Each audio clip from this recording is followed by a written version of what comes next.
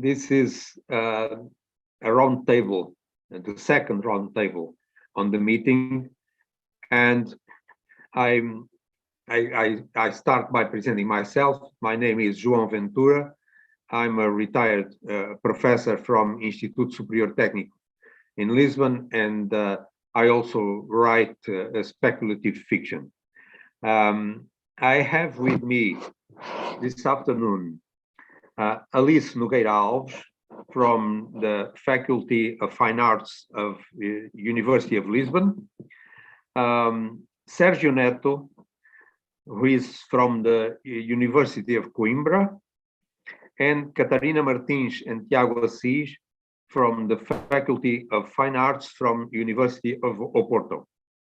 And so we'll start with Alice Alves, who will be speaking with the team, What Will Lisbon Be Like in 2000?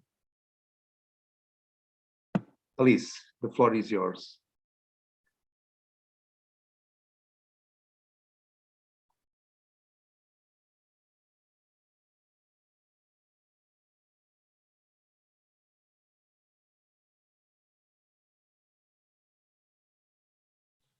Okay, good afternoon. Thank you very much for the opportunity of being here discussing this subject that I really like. And I would like to also to congratulate the organizing committee of this conference for the topic that they are proposing for us to discuss. I think it's very interesting to see other ways, or to think about other ways that our history could have been. Today I'm going to talk about a set of articles that was published in a Portuguese magazine, Ilustração Portuguesa, which was a very popular magazine at that time, in the beginning of the 20th century. They called Lisboa no ano 2000, Lisbon in the year 2000. And they are a speculation about the future of what Lisbon, the city of Lisbon could be if all the technical and technological discoveries and engines that were developing at that time would have reached their top and changed society and the way that we trade and that we navigate our waters, or even the way that we walk around the city. So these articles were written by a Portuguese engineer, José Maria Mello de Matos. He was a very prolific writer in magazines. He wrote dozens of articles about lots of things related to science, engineer, agriculture, fishing, electricity. He has even a set of, I think, 10 articles about electricity from the beginning of the century. So he was a man that knew what was happening in Europe and the major developments that were shown in the international exhibitions of Paris and London, and he was aware of that. So he tried to imagine what would be Lisbon like. So we start with a series of proposals in 4 articles. The first one is that Lisbon will be a big port in the world. All the countries will send their ships to Lisbon to enter Europe. It was a very naive vision about the maritime trade, but it was very interesting. So Lisbon will be like the Lisbon of the time of the discoveries. It will gain again a big power and will be a very rich city and entering in the Europe continent. So every country on the world will be linked to Europe through Lisbon. So it will bring lots of people and lots of negotiations to our city. That will be the point, of a new big point of our history. So all the navies around the world will come to Lisbon, and this will meaning that we have a big city in Europe. Remember that in the end of the 19th century, we have a problem. We were losing our colonies. We have the ultimatum. It was a big moment of decadence in the Portuguese moral. So this was a way to regain our confidence and to see the future, a brighter future than we have at that time. Okay, we lose our colonies, but we gain a new importance in the maritime trade in Europe and in the world. He also proposed a new set of public transportations with a very imaginative subway, metro, in this case, aerial metro, that were hanged in the series of inverted V's and that circulate all around the city. If we had that, we will have only these structures all around Lisbon, but this is very interesting because it's not completely an innovative idea. There were other authors in Europe that had already proposed something like this. I'm going to show you in the next, but this will link all the city very quickly, and people will be able to circulate in the new velocity that they weren't able to do at that time. So we will have also other new ways of circulating. Here I show you another proposal from some years earlier, the Edouard Mazet, that he proposed the metro always also aerial. You see here we have the structure that will no longer occupy the streets, so people could walk around it, and the platform of transportation will be upper. This is a reality in many cities in the world today, but in the exhibition of 900, there was a metro that linked all the pavilions that were up the street walk. So this is an idea that were not original, but he adapted to Lisbon and tried to resolve some problems of the platforms and the pillars and this kind of questions. He also proposed a new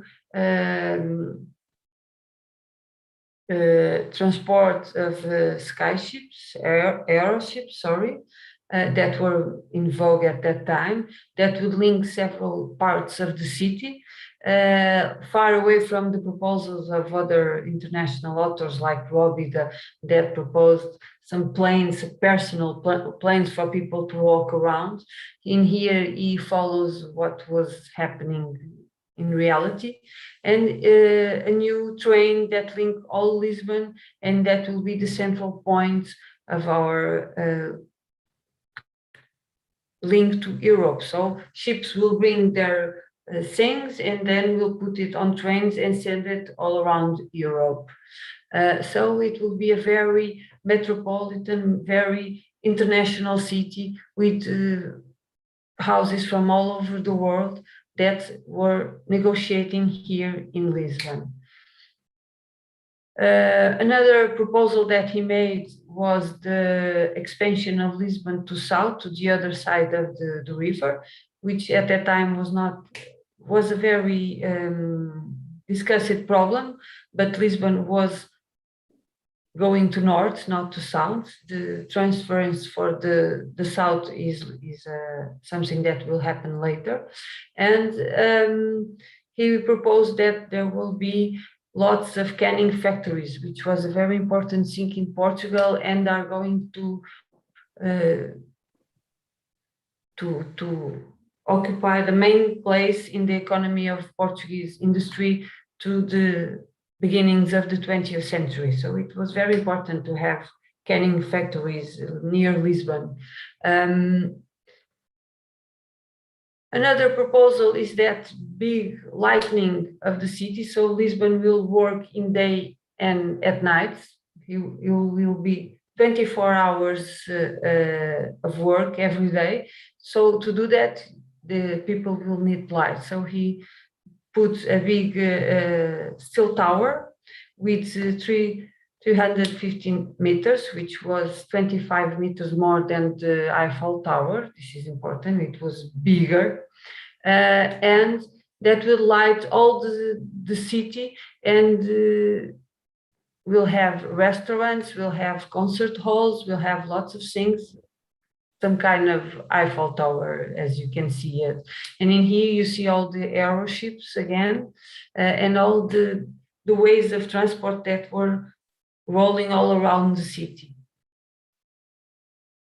That idea of lightening the city was a question. Electricity was bringing that possibility to cities. So I give you here another example, a little earlier, proposed by Fred Jane for the lightning of the street lightning. A very interesting proposal that Mello de Matos makes is the telephotographic. It sounds strange in Portuguese too. It's not a very logical word. So it will be a series of photographs that will pass so quickly that we will have a moving image. This was very interesting and vital at that time.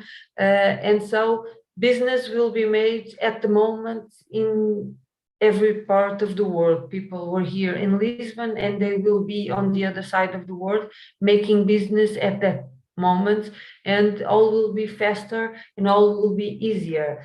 You see, when we look at these provisions of the future, we always see a little critique about the present, because they are always made considering what we are living in. So what could be better than we have now? And this is a very interesting proposal for bureaucratical proposals. Although in the text we have all of bureaucratic things and steps that are complying, that are making that today we see very complicated for business, but at that time they were a brilliant idea. They also talk about checks and papers that will have the money, so you don't have to carry the money, something that was very common on the 20th century and that we don't have it anymore. This is interesting because there are other authors that had already proposed this kind of machines. One of them was Alberto Robida, which he was the first to propose these kinds of marvels. And in this book, La Vie électrique, he proposed that the telephonoscope, this is a strange name also, where people could talk with each other wherever they were. And he proposed not only the private conversations, but also the sellings, and even, and I think this is interesting, although a bit too far from the Mello de Matos proposals, the classroom online. See, we have this reality now, a little bit later that Robida proposed, because he was talking about the 50s. But this is interesting. But there is always a critic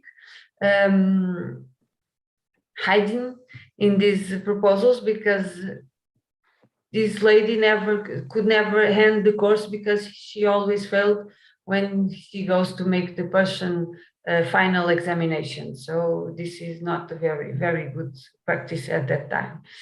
We still have this problem, how to evaluate students online.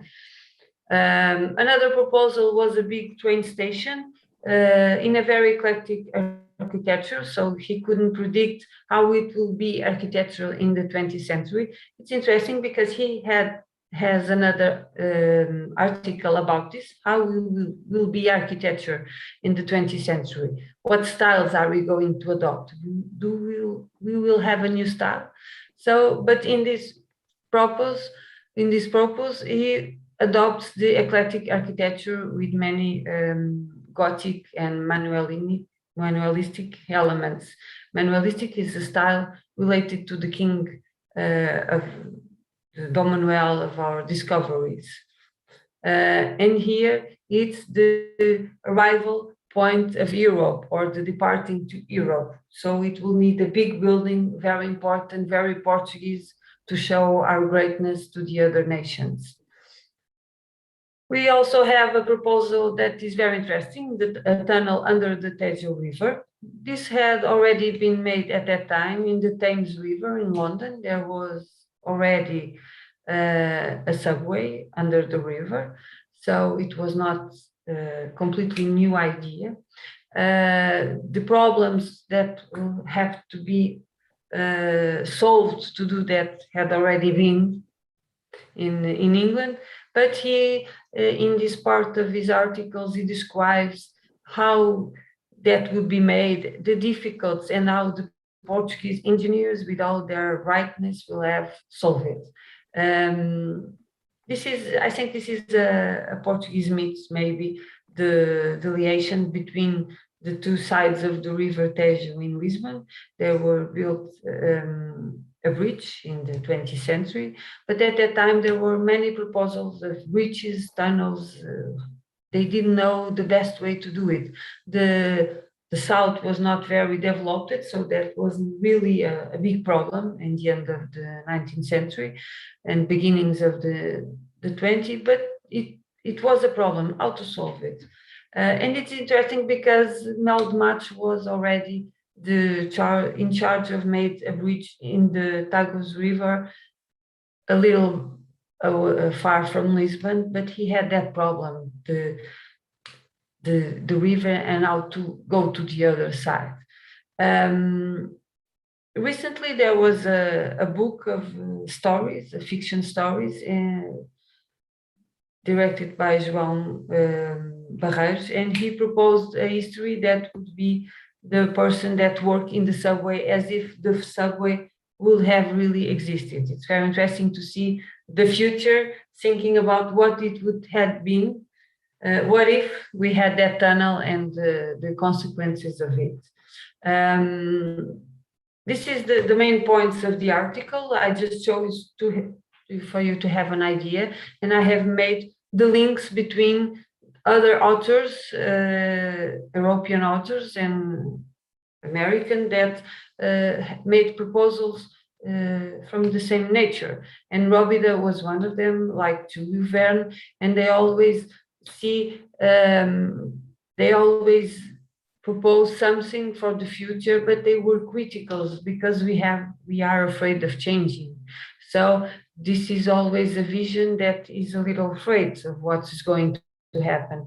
And in the Mello de Matos article, we see a very positive approach to this. He thinks that this will be fabulous, and this will put Lisbon in the same level that other European cities. But I also want to talk about something here, because I find it very interesting that when we see these future proposals, and we see it also in Robida, we always see people dressed like in the time that the proposal is made. So the future visions are always linked to the moment when they are made, like the past visions are always linked to the moment of the person and all her context. So I think I started thinking, why didn't they put other outfits to persons? Why did they dress it like the beginning of the 20th century? And I started to think about it. And when we think about the past, we always dress people like they should be at that time. This is a graphic restoration from James Murphy from the end of the 18th century. And he puts the person as a Roman, dressed as a Roman. So why is that when we predict the future, we dress people like we are now? And I start to think about it, and I have a proposal. I don't know. I think it would be interesting to discuss it, because Ruskin said that we could not go to the past and make something like it was made in the past, because we always have our context and we have all that knowledge from today that doesn't allow us to think like people of the past will think.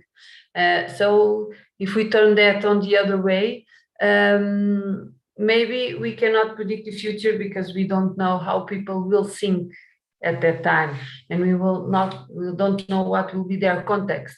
So we always see us like we are now in the future, not the future generations. This is a question to debate, and I finish. I only like to say something else. There are other proposals of Lisbon in the future. In the same year of that publication, Fialho de Almeida published an article called Lisboa Monumental, the Monumental Lisbon, with lots of proposals, but they are not directed to this scientific accomplishments, and that's exactly what interests me in this article. So thank you for your attention, and I'm looking forward for the debate. Thank you very much, Alice, and very interesting to look at what they thought Lisbon should be. Now I'm passing the word to Sérgio Neto. He will be speaking about some contrafactual fiction in the Portuguese First Republic. Sérgio, you may begin. Okay, thank you. I thank you, first of all, to our chair, João Ventura, to the other colleagues of the board, and to the organizing committee of this interesting Congress.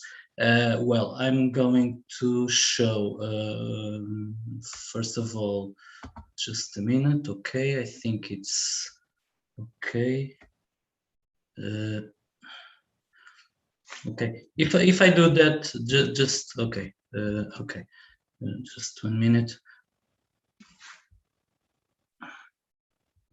Okay, well, my presentation has the title For King, Country and Lenin, Contrafactual Fiction in Portuguese First Republic, and I'll try to show from 4 literary works how politics were thinked in Portugal in that regime. This picture is from Norton Matos, a politician from the early 20th century, and that became governor of Angola during the First Republic, and was later candidate to the presidency of the Portuguese Republic in 1949 against the candidate of Salazar. It's an image in one of those books. Just a minute. Okay, the 4 works that I'm going to discuss are somewhat different. The first, Redeemers of Illyria, it's a free translation, is a play from 1916. The second one, from a very well-known writer and historian, Jaime Cortesão, and of course veteran of the First World War, is also a play. It's easy to translate, Adam and Eve.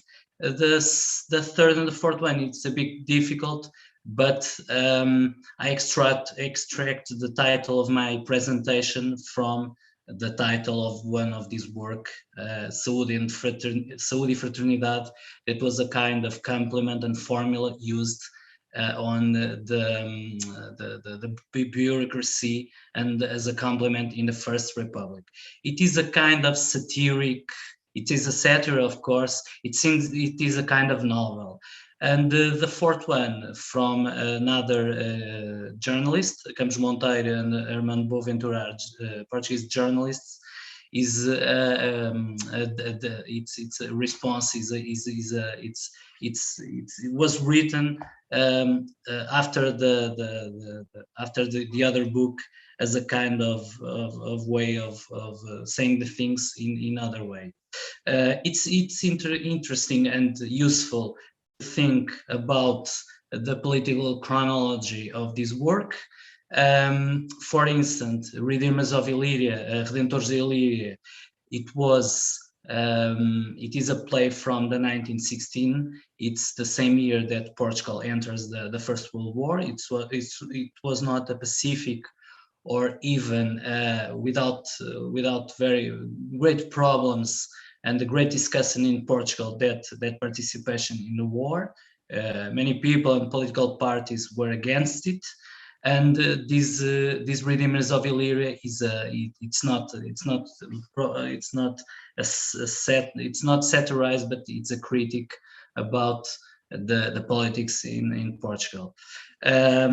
Interesting and important, it's in 1917. Of course, we all know the Russian revolutions from February and from October, but that event was important to understand Adam and Eve, a play from Jaime Cortesão that is about a communist revolution in Lisbon. It's also interesting to know that in those times, after 1920, there were several communist and anarchist strikes. We all know that 1921, this year, it's the 100th year, the centenary of the creation of the Portuguese Communist Party. And after that, in that late years of the Republic, with great problems, with people demanding a strong leader, a dictator, inspired by the figure of Sidónio Pais, but also the example of Primo de Rivera in Spain, and also Mussolini in Italy. I mean, a strong leader, a strong leadership, dressed with military and all of that. In those years, it came to the public, the first novel, 1923, Saúde e Fraternidade, that in the book, the year of publication, according to the author, was 1993. And of course, I agree with the colleague that speak before, because because it's just it. People try to project in future the present expectations, and those novels were succeeded by the real coup, the real end of the First Republic, because in 1923 and 1924 books, they also present different destinies for the First Republic. For instance, a communist dictatorship, the return of the monarchy, etc. They all present views that we can assume that they are really worried about the present and the near future. The first one, Redeemers of Illyria, is very the characters the characters of Redeemers of Illyria are somewhat disguised. I read just a little. The author, then, Ramada Curto, was an important dramaturg of the first half of the 20th century. And the play, as he stated in the 1953 testimony, caused, and I quote, political scandal, end of quotation. According to a scholar, that drama intends to be a metaphor of, and I quote again, a real situation within a theatrical fable with Russian names, because Redeemers of Illyria is set, the play is set on the Balkans. Nevertheless, the author panned the critics who tried to match each character with a politician of the time. For instance, the prime minister, the character Radichev, was compared with Afonso Costa. Other political leaders were compared. But nevertheless, the portraits are not entirely caricatures, cartoons, but also ideas and values. And the effect achieved could be partially compared to the mixed identity of the character Old Major from George Orwell, Animal Farm. As you know it, Old Major is the character that sets the history that is going to move the animals to make the revolution on the farm, and that character could be Marx, but also could be Lenin. And in this play that I'm describing, that's the kind of comparison between characters. It's difficult to say that is Afonso Costa, Brito Camacho, Norton Matos, but anyway, the Kingdom of Illyria, it's a disguised Republican Portugal. At some point, the French ambassador says, Illyria's, I quote, new national anthem reminds me of the Marseillaise. As you know, it's the Portuguese anthem is it has some influence from that revolutionary anthem. What we can conclude about this kind of fantasy and critique. War and revolution are the main subjects, disclosing the opposing interventionists and anti-interventionists of 1914 and 1916 periods. In any case, the consequences foreseen by the author are even more important, since the Portuguese First Republic, like Illyria, the imaginary kingdom described, would fall due in large part to the participation in the Great War. And the second play, it's the second text that I'm going to talk about. I'm going to show the Adam and Eve from Jaime Cortesão.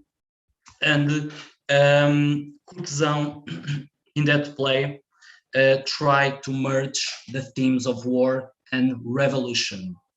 He tried to unveil what Redeemers of Illyria attempt to disguise, concerning the foretold end, the downfall of the First Republic.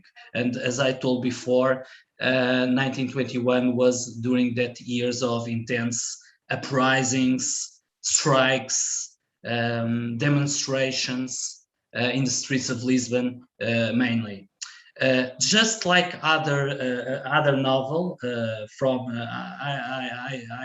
I think that are very close in some ways from Selma Lagerlöf, that Swedish writer. He has a novel entitled "The Miracles of the Antichrist," or even the famous sentence by the thinker Portuguese Humberto Quental: "If Christianity was the revolution of the ancient world, the revolution is nothing more than Christianity of the modern world." Cortesão realized the messianic and utopic tone of modern politics. In this play, Marcos, the main character, is the new Adam, a communist leader intending to restore the lost paradise of the working class after a revelation in the trenches. Like I said before, as in Selma Lagerlöf novel, there is a kind of utopic and messianic that arise from politics, and there is a crisscross between religion and modern politics. But the revolution in the play is crushed, and Susanna, the other main character, that is Marcos' fiancée, and the new Eve, of course, has second thoughts about the outcome. The play was hailed by the leftist sectors and echoed the ongoing political and social unrest, especially the accusations against war profiteers. That was an accusation made after the First World War in every European country. But anyhow, reflects the author's doubts regarding the near future. Sorry. And that is the two plays that disclose some kind of political destiny or way different for the First Republic. The other two works are even more interesting because they are somehow a sort of counterfactual fiction. The first one from a journalist, as I said. He devised imaginary writers. He devised an imaginary history of Portugal, and this book is the 6th volume that imagine the future of the First Republic in 1924 until 1926. And somehow he guessed the right year that was the end of the First Republic. As you can see, I don't know if it is very clear, it was supposed published on Porto in 1993. And what happened? What was that kind of imagination? The author divided the First Republic in phases, in several phases, and imagined the end of the Republic after a dictatorship, a communist dictatorship, the return, the restoration of the Republic.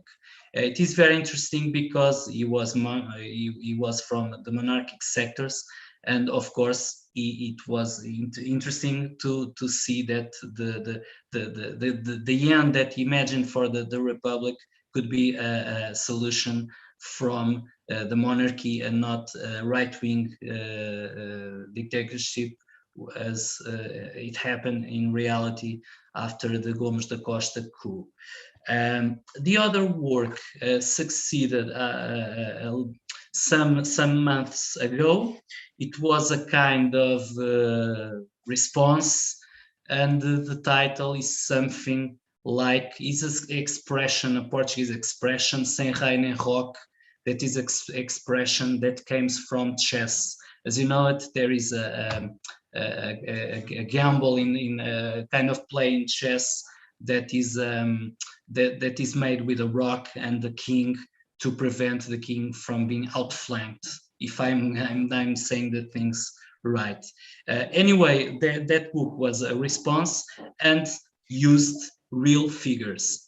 Those kind of cartoons are real figures. That's how we cannot. That's the reason we cannot talk in contrafaction to cour, because it's satire. It's a satire, and this is a satire, a cartoon with a long scope.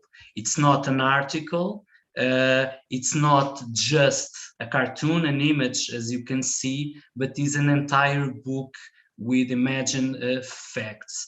And those imagined facts that are linked with the author's thinking, it's interesting because we can see that the expectations of several of those authors was the coming end of the First Republic. It's really interesting because if we know other fictions of this kind, of England in the late 19th and the early 20s, there are several books and there are several studies about writers that imagine the end of England with the German invasion, and of course even the War of the Worlds of H.G. Wells somehow reflects those fears of the leading power in the world. It's like we all know in the 90s, the Hollywood movies were about invasions and attacks towards the USA,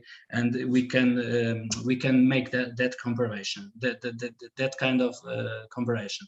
Here we have Mello Matos dressed as an African leader. It's of course a cartoon. With some elements of civilization, as is told in the book. We have here on his right Paiva Coceiro, also a monarchist with a crown, and also we have here the famous journalist with some bags, and he's making a comparison between the Moagem, that was the company that was very important to the journal Diário de Notícias. I mean, that those are questions for the time. It's not even futuristic, because one of the accusations that Mello Matos was very about to happen to him was that he was a Republican disguised. I mean that he was monarchist, and at some point he became Republican. In Portuguese, there is a word, adesivo, that people that glue to the new regime due to personal interests. And so there is, of course, a kind of satire, of kind of imagined facts. In the end, it's the monarchy that wins, but at the core of these books, there is a strong feeling of the present and a way of using known characters to build history. And we can think also, the example I could give is the very well-known card from the beginning of the First Republic in 1910. At the center, there is a very complex, as we all know, a very complex image with lots of information. But at the center, we have a meeting from real Republicans in a kind of meeting, a kind of friendship that they all that was not what was being to happen, because they all have strong remarks against each other. But I choose this picture to show that those books use that kind of imagery. I mean, real persons acting as a kind of fantasy, but also real persons and real places. And I finish with some three aspects. This literature, these 4 books that I speak, oscillates. They go between fantasy, satire, disquiet from the future, and of course some counterfactual ways of thinking, but mainly fantasy and satire. As I told before, the scenarios proposed, the characters tend to be real people, politicians, writers, artists, journalists. But in one case, the first book, they are disguised as foreigners, countries, and foreigners peoples, and sometimes as metaphors. And finally, revolution and uprisings are the most often used concepts, and so they reflect the fears of the people that wrote those books, that are the feelings of some people living in the first Portuguese Republic. I thank you all for your attention, and that's it. Okay, thank you very much. Okay, thank you, Sérgio. These were really very troubled times in our country. For the last presentation, I'm giving the word to Catarina Martins and Tiago Assis. I don't know if you probably are going to share the is that so? Yes, it is. Okay. Okay. Please start. Yeah. So, good afternoon, every person attending this session here on Zoom and eventually on YouTube. What we will be presenting now creates, I think, a rupture with what was being presented before, what makes, in a way, makes us think what was the rationale of putting these 3 presentations in the same session. So we ask for your patience to listen to us. So our presentation, What If the Creative Child Was Not Invented as Naturally Creative, will be organized around these 5 topics. The project from which it is a part, the notion of circulation of and by a problem, the archive and its sabotage, a linear and an interpolated cartography, and finally the incursions we are doing into the archive. The question is put from with what we call an almost unquestionable spot in education today. Not only children are seen as naturally creative, as creativity and childhood seem to be inseparable, and creativity is affirmed as a skill to be trained and that should be desired by all. The rhetoric of creativity is part of a project of happiness, of hope, and it presents as a self-fulfilling aspiration and responsibility. As Andreas Reckwitz argues, one of the desires that defies comprehension in our contemporary Western society is the desire not to be creative. So not to be creative is then felt as a fear that can trouble many expected relations and productions within a capitalist, a neoliberal, a patriarchal, a heteronormative, an ableist, a racist, a classist, within all these straightening logics. So the project Dehistoricization of the Creative Child in Education intends to destabilize the assumptions of creativity in the present. It is related with the idea of change, but not in terms of providing solutions, recipes, or a good view of creativity in education. It is engaged with the possibility it opens to understand our limits in relation to creativity. Mainly 4 lines will be explored throughout the temporal arc situated between the end of the 18th century and post-World War II, the hopes and fears of creativity in education, the child as a creative being within the child art movement and the fabrication of the other, the spaces and materialities in the making of the creative child, and finally, the conceptualization of the mind as both programmed and creative, from the essentialism of calculation to the cybernetic discourse in the programming of creativity in education. So when we ask, what if the child was not invented as naturally creative, the question does not intend to substitute one Western colonial narrative by a better history, as if the child was not invented as creative, we would have better education or better citizens. Indeed, what interests us in the what if is the possibility of thinking otherwise about the naturalization of the child as a creative being. The rhetorics of creativity in education consider creativity as an essence without history. Our approach to the present, however, considers creativity as a historical event that needs to be dismantled in its different complexities. It implies a circulating movement of and a circulating movement by the problem. The problem is made through the act of circulating it as a problem. It intends to think otherwise about children and creativity, not rejecting them because they are here in the world, but considering them not as essences, rather as actors that make and govern certain ways of being and practices of educating children as citizens of the future. Thus, creativity or the child, from our standing point, are not just definitions that are applied to subjects, but they are, as discursive propositions, made in the very act of classifying, of seeing, of saying the child as a creative being. It means that as researchers, the work to be done assumes the agency around the act of questioning what is presented as natural and inevitable, enclosing and encircling what is presented as a given. This is the circulation of a problem.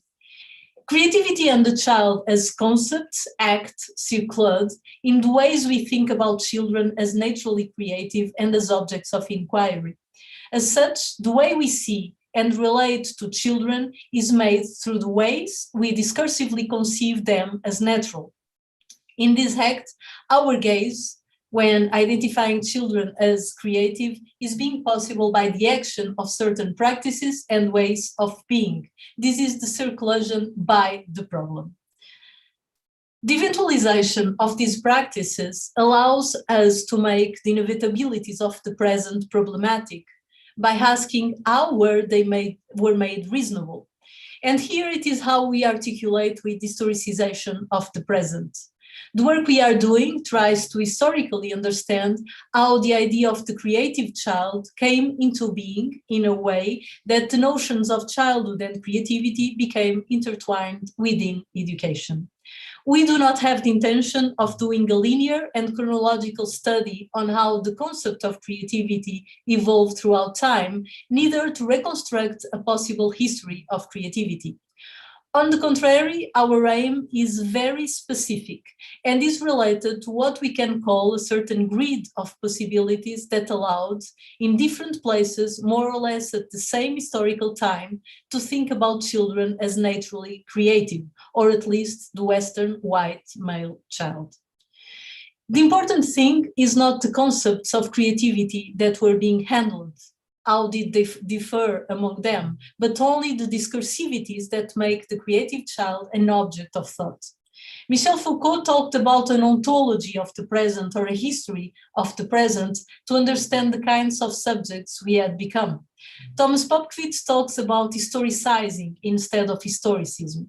Historicization proposes a decentering of the subject as a way to engage the complex intersections that produce principles that govern what is thought, talked about, seen, and felt in the making of the subject. This is how we conceive of the creative child as an event that must be historicized. We know that we are dealing with the archives of power, the Western archives of education and the arts, and that the notion of the creative child was fabricated within these power-knowledge relations. The most difficult recognition is to become aware of the colonial archives that inhabit each of us. When we talk about the creative child as natural, there are several layers that are not being said, but they are part of the historical constitution of this formula of the creative child. For instance, the equivalence between children and the so-called primitive, the closeness of children to a certain notion of a raw nature which was opposed to civilization, etc. As such, it awakes in us an ambivalent feeling that must be embraced as part of a critical self-reflexive way for the present to meet the past. We must acknowledge that the archive is the limit of the possible and that the loss of other voices is a symptom of systematic violence that we cannot ignore. However, simultaneously pushing these sites of violence as the possibility of thinking otherwise, accepting critique as the possibility of putting into crisis instead of using it as a tool to blame or reject. Spivak proposes an affirmative sabotage in reading. For instance, she calls a reading of Immanuel Kant a mistaken reading, a scrupulous travesty in the interest of producing a counter-narrative that will make visible the foreclosure of the subject whose lack of access to the position of the narrator is the condition of possibility of the consolidation of Kant's position. The question then is how to sabotage, how to mistake the archives of creativity and childhood. One way for us is circulating them instead of allowing these archives to penetrate in a positivist way our analysis. To put grains in the cogs of the archives can also sabotage the present. Good afternoon. Now we give you a very brief picture of what we aim to do in the next months. What we are going to provide is a systematic collection about the invention of the creative child through an online timeline which will contain materials, text and images representative of this construction. We have starting points, the passage from the end of the 18th century to the 19th century and the post-World War II.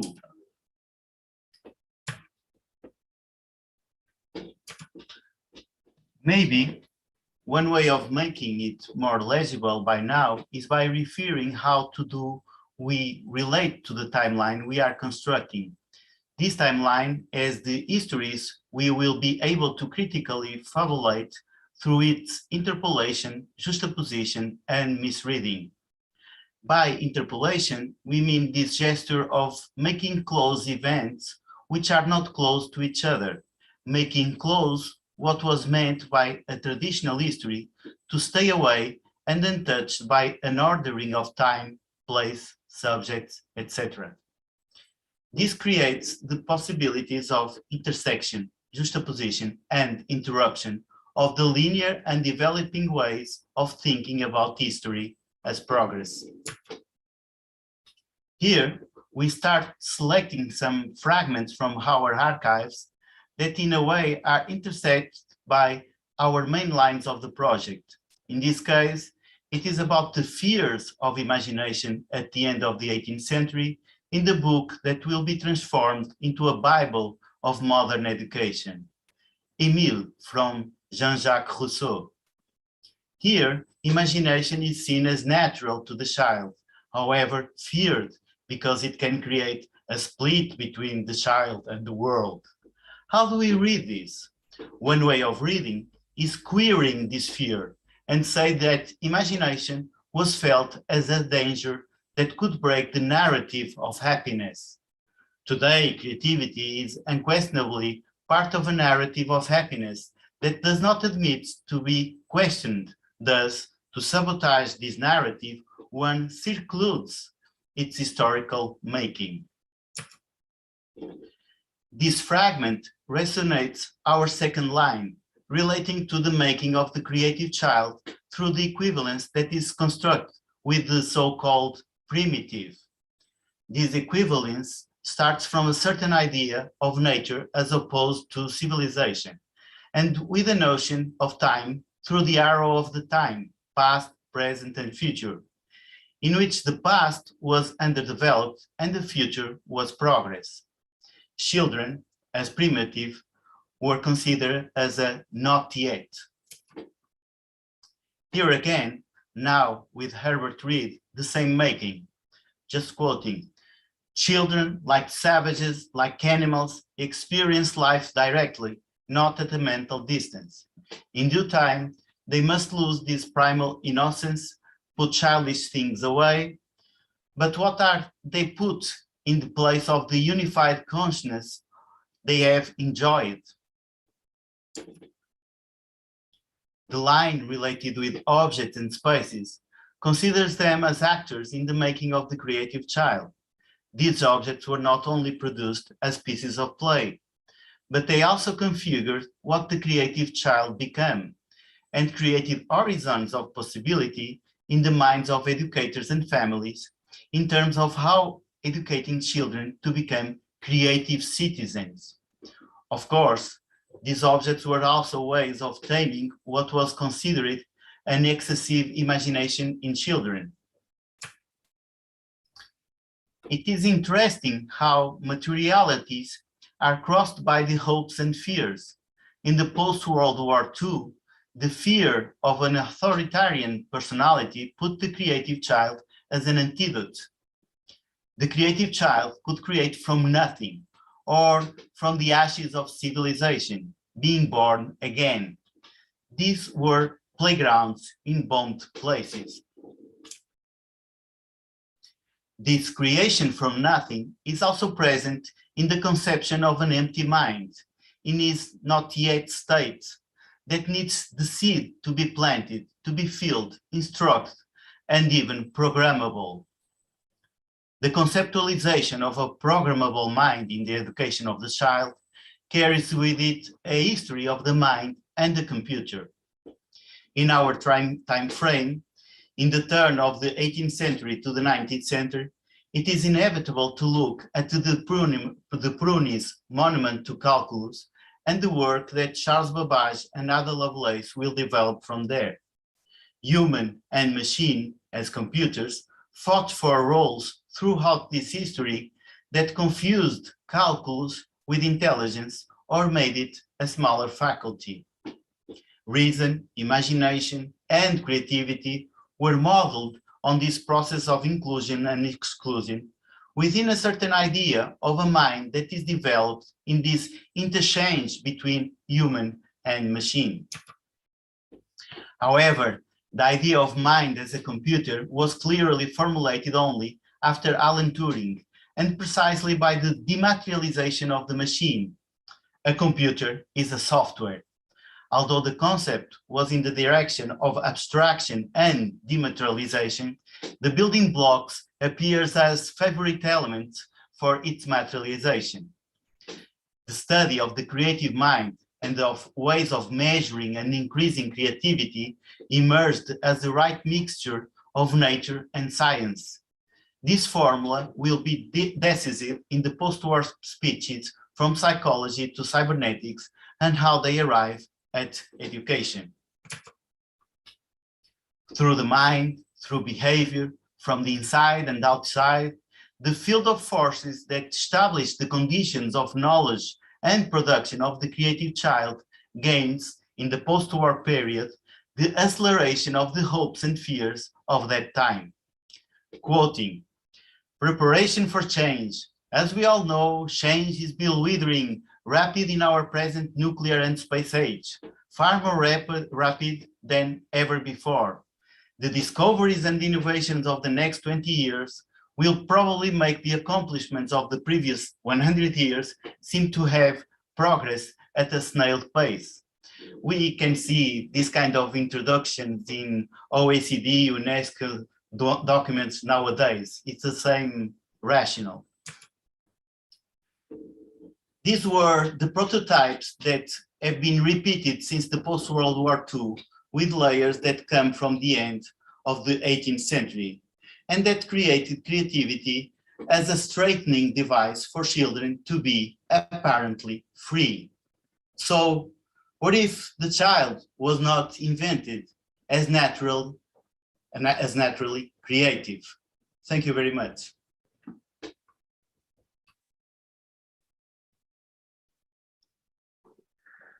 Okay, thanks very much, Tiago and Catarina. And now we are open to discussion. Who wants to start?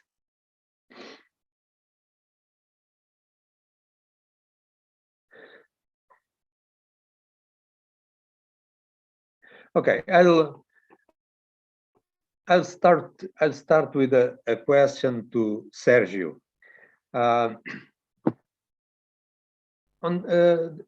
Concerning this text and this works produced during the Republic, suddenly I thought, why there are no utopias in the literature of that time?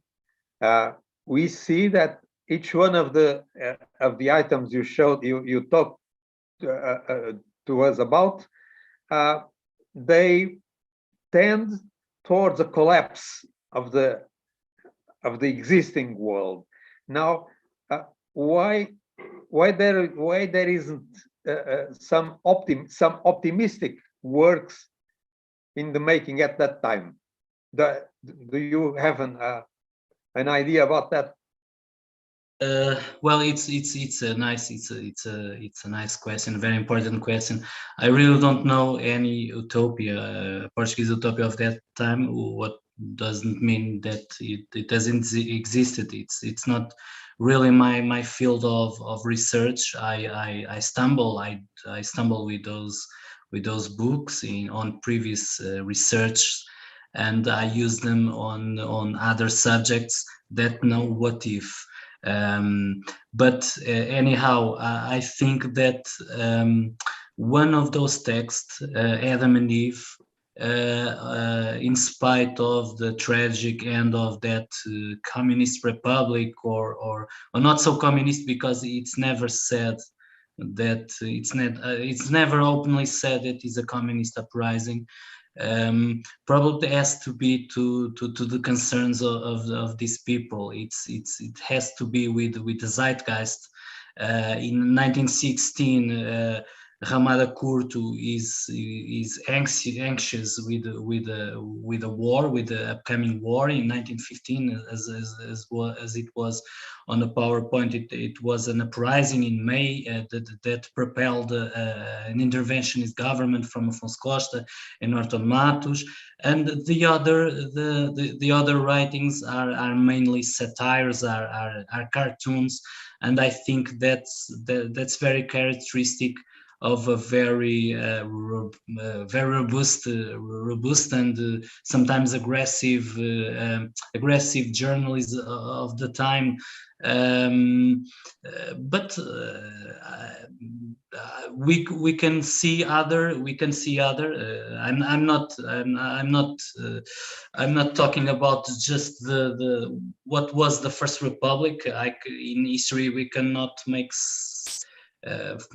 optimistic or pessimistic remarks, but in the First Republic there are several works about the tree, the tree of liberty. That is a very hopeful kind of celebration, a civic celebration that attract teachers and children's and schools and that kind of tradition that was invented before in the monarchy, but has a great representation during the Republic. I think that is very, very optimistic, because they try to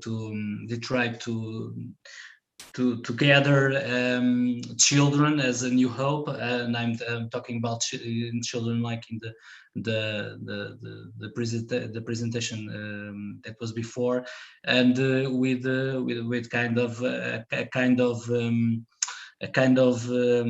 revolutionary hope from the French Revolution, a kind of renaissance using the nature.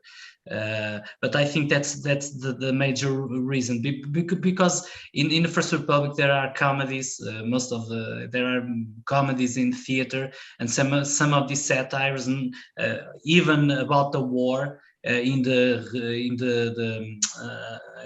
review, I think in English say the review theater, I mean the revista, there is satires with lots of fun for people at that time.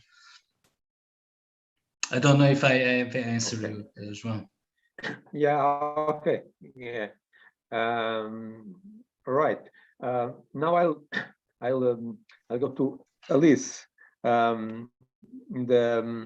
In the context of Mello de Matos writings, I was struck by the idea that there is something which is at the core of this future that he foresees, that is electricity.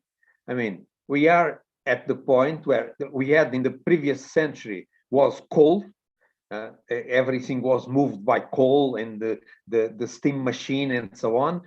And then electricity comes up, and people thought that electricity would solve the problems of this world. So when they foresee something, it's electricity, which is the like Tesla in the United States, Edison. And so I think my question is, would there be something in nowadays which could have this role of electricity had in 100 years ago? Okay, that's a very interesting idea. What are we afraid now? I think it's the main question, because although we see that Mello de Matos is very positive about the future of electricity and shows how can it be used, the other authors that talk about it at that time, they are afraid. They always see the bad things that could happen with electricity. This is the case of Robida, because the book of La Vie Électrique starts exactly with the storm of electricity that devastates a big region and that kills lots of people, and they all have to have in home shoes, because sometimes there are electric discharge and it's very dangerous. Salgari's book, which is a little late to the one of Mello de Matos. He also describes a place where everything is electricity, so people cannot survive with so much magnetic fields, especially people that came from the past to the future that are not used to it. I don't know. Now what we have afraid that can be, I think, atomic energy, perhaps. We are a little afraid of the web, of exposing ourselves and our lives and our private information. Not everyone, of course, as we see every day, but we are a little afraid of that. We are afraid of genetic manipulation, although it's very common in many fields, but we have that fear. So I don't know exactly what can be the big turn now in this moment, because everything is happening so quickly. At that time, they have electricity, and they all talk about electricity, and that was the big question. Now we have so many questions at the same time, and I think it's difficult to foresee what will be the next jump, the technological jump. I don't know, maybe there are lots of people that know exactly what it will be, but all these magnetic fields that we are creating now, that are the answer to our future questions in this moment. I don't know exactly what to answer. The 5G maybe. Yes. But I don't think they will be so strong as the electricity was. It was a big change in the world. At that time, that Mello de Matos, right, that change was going on. Even in Lisbon, we had electricity. Not the way that we will see it in the 20th century, but it was present. So people were afraid of dying electrocuted, I don't know, in the electricity, but we are also now, so I don't know, we are afraid of change, so everything that is coming to change our way of living it's very frightening. I don't know. Okay, thank you. I have an observation with respect to Catarina and Tiago. Can I just before have a comment sure. on this electricity? Yeah, sure. Because I found very interesting one of the images that Alice was showing, in which we see a street precisely with those lamps. And for me, it is impossible to look to this image and not to think about the controlled city in terms of how electricity makes the night as visible as the day, in terms of controlling, of governing the city, of governing criminality. So I was wondering how electricity was also talked about in terms of as a technology of government of the city and of the population, and of those that were considered the dangerous populations within the city. Because it's really interesting when you show that image. It was the first thing that I thought, wow, electricity was a great technology for government, because suddenly, of course, the most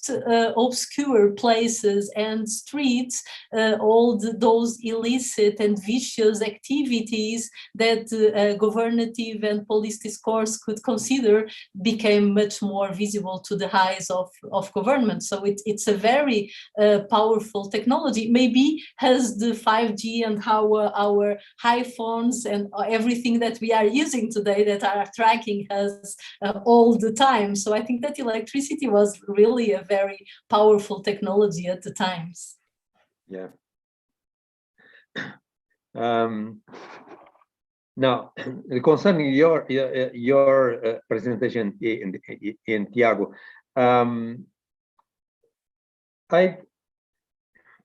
I think with respect to children, when I thinking about along your lines, which were relatively new for me to visualize the problem as such, but there is something that I always thought about children, that is the potential. A small child is something that can develop, while an adult has got his timeline, his evolution is more or less predictable according to his background and to his previous history. A child has a lot of lines going out from him or her which can develop in different directions. There is a story that I don't know if it is apocryphal or not, but apparently Queen Victoria went once to the laboratory of Faraday, the famous scientist, and he was showing the Queen around the different rigs in his laboratory, and explaining to her what was it for and what he had discovered and so on. And the Queen at some stage asked, but Professor, what is this? What is the utility of this? What is this useful for? And he replied to her, Your Majesty, what is a baby useful for? And what he was arriving at the point that basic science has a potential to develop into different directions, the same in an analogous way as a baby has also the potential to develop into different directions.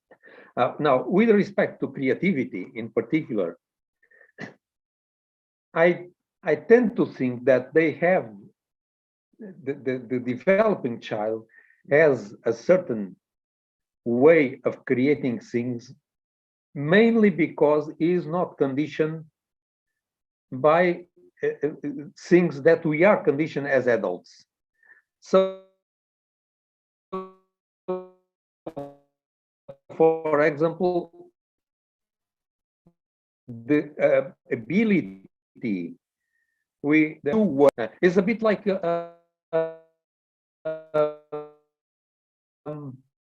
what's his name?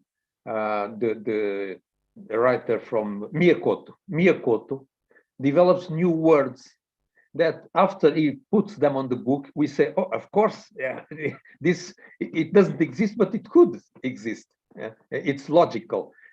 And kids, small children, sometimes work a bit like that. They create new words, and they are not existing words in the dictionary, but they could perfectly be. That was the ideas that came to my mind when I listened to your presentation. Thank you very much. Maybe I can start the answer, and then maybe Tiago sure. can add. Precisely, one of the first things that we want to do with this project is precisely to see which are the different layers that make us think about the child and about the child as a creative being in the present, and how these layers became possible in terms of thinking this thing, the child as creative. Because mainly the way that we look today to children, the ways we conceive of the child and children comes from modernity, because prior to modernity, children were not seen as developing beings, were not seen according to the same markers that modernity and the educational sciences, and particularly psychology, makes as the markers through which we will see the child. Of course, this potential of the child in modernity is to become a citizen. So, of course, that this making the child as a citizen needed to have certain ways of governing the child, and education was one of the machines of modernity to educate children to become citizens, because we do not born citizens, we are made citizens, and citizens of nations. And so education became this great machine and this narrative of progress and of civilization, and the child was imagined precisely as a pure being, as untouched, as an uncontaminated, with an uncontaminated nature, close to the primitive. It's precisely one of the metaphors that is developed from the late 18th century. Another metaphor that is developed is that the child is like a seed or like a plant that needs the educator to grow and to become, of course, a citizen. So the discourses of creativity are part of these technological discourses of making children into future citizens. So here the hopes and the potential of children is always in the right measure in which the children will become as future citizens. And here it's also impossible for us when we look to children today. It's so it's so in our ways of seeing children, these kinds of rationalities, because children, the child was talked about since the late 18th century through the evolutionist discourses, through the recapitulationist discourses, in which the child was not only the past of the adult, but it was also the past of the race. So it's all these layers that form a kind of a coloniality of thought that is still with us, even if we do not know exactly where are these layers coming from, but they constitute the present. That's why we talk about an historicization of the present as a way of questioning our own ways of conceiving children and of conceiving children as creative beings in terms of how was it possible at a certain moment in history to start thinking about children as creative beings. One way was precisely considering children as in a pure state and close to the primitive, then also close to the insane and to the artist, children as having as being close to nature and to a raw nature, children as having a mind, a kind of an empty mind that the educator could, like a botanist or like a gardener, could treat well, could in order to make the child another thing. Okay. Thank you, João. As I understood, I will try this in my English, in my poor English. As I understood, I will take your concept of speculation and potentiality that you were talking about and try to frame in our thinking, in our work. But first, this idea of that Catarina explained, that the child, and in our work we say the child as a not yet being is also a should be being, should be an adult, a citizen, a creative citizen, thought by others that are not the child. Science, as you made this analogy, is speculation, but is speculation controlled inside the method that controls it, that governs it. Speculation in science is something that is controlled by a method, by a rationality that we all are in. Education, these straightened devices that we are looking for in analog mode, even raising this potentiality of speculation that you are thinking in the child, are instruments, rationalities of that governs that potentiality and this speculation, or whatever you want about creativity. And it is in the direction of the service of that should be adult, should be a citizen, should be a creative citizen. So in this apparatus is not in a direction of a speculation of the self by the children, I think. More radical critique, or we are trying to see in some way. I don't know if I was clear. Well, I don't know if I got the gist of your presentation, but then as long as a child is growing, what if not? There is always some sort of control. I don't see that it can happen in a different way, or do you?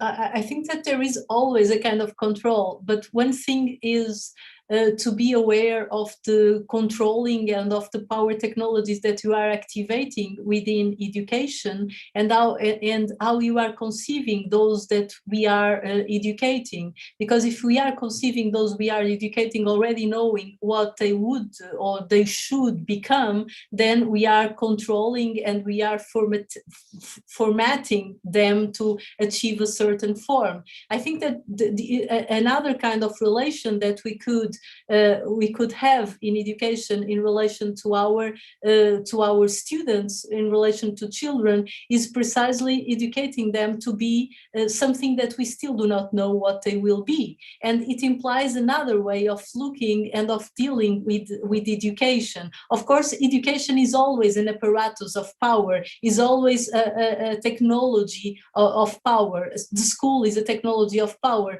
but the places that we can occupy in these different spaces in which we are relating to these persons, it's very different if we know what they should become, or if we relate to them in a kind of an openness and of becoming something that we still do not know what will be. And I think it's also this is also related to the ways in which education conceives knowledge and what is knowledge within school. Because if we think that the things that the school must teach the children and the young persons is what knowledge is, then we are in a kind of a machine of repetition. If we face education as an open space in which we are in a search together with our students in terms of producing new places, new spaces, new knowledge,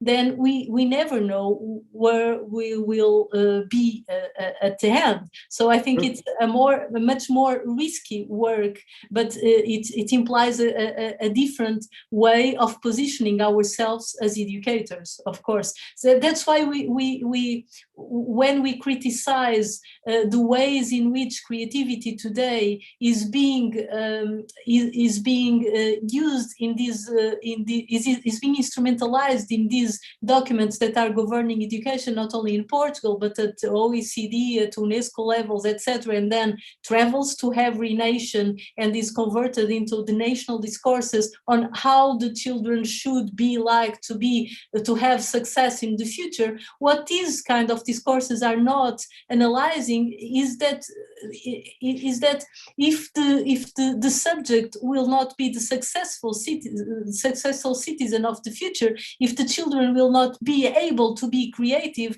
then it will be the children's fault. So with this, in fact, we are losing a kind of solidarity laces at the social level, because we are putting all the things to be done in an individualistic way. The person is responsible for his or her or them or their own success. So that's why we are criticizing the way this rhetoric of creativity today becomes an almost unquestionable spot in all the discourses, not only in education, but around many discourses in economy, everything, everybody. Okay, one could start by question the concept of success that appears in these documents. Yeah, a neoliberal one, totally in line with economic and capitalist, heteronormative, racist, classist society. Yeah. Okay, we are 1 minute to 5. I think we should, if anyone has something to add up, please do. Otherwise, we should call the end of the meeting. I thank you all for your contributions, and I thank the organization that made this exchange of points of view possible. Thank you very much. Bye. Bye. Thank you. Thank you all. Thank you. Bye-bye.